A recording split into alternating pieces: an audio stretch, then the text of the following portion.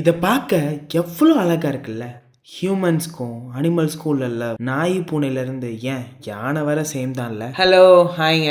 கன்சிஸ்டன்ட்டா video போடுற digital டைரியில இன்னைக்கு நாள் 31. என்ன ப்ரோ கன்சிஸ்டன்சி விட்டுட்டீங்க அப்படின்னு கேட்குறீங்களா? ஆமா, ஆஃப்டர் 30 டேஸ் நான் நேத்து வீடியோ போடல சில பல காரணங்களால. அதனால கன்சிஸ்டன்சிய தூக்கியாச்சு. இனிமே வெறும் டிஜிட்டல் டைரி தான். எவ்வளோ பேர் லைஃப்ல சோலோ ட்ரிப் போயிருக்கீங்க?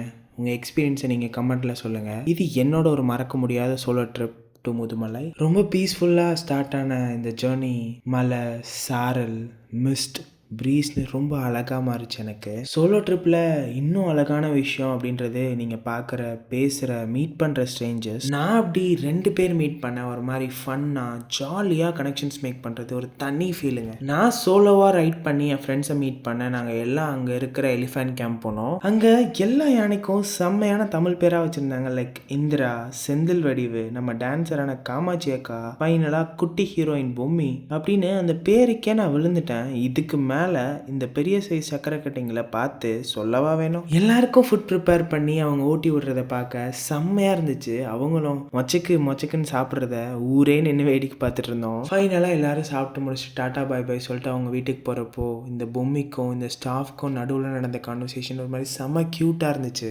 நாங்கள் அப்படியே ரூம் வந்து செட்டில் ஆகிட்டோம். எல்லாரும் உங்களோட லைஃப்பில் ஒரு டைமாவது சோலோ ட்ராவல் எக்ஸ்பீரியன்ஸ் பண்ணுங்க அப்படின்னு சொல்லிட்டு என்னோட நாளை முடிச்சுக்கிறேன். பாய் பாய் அண்ட் டேக் கேர்.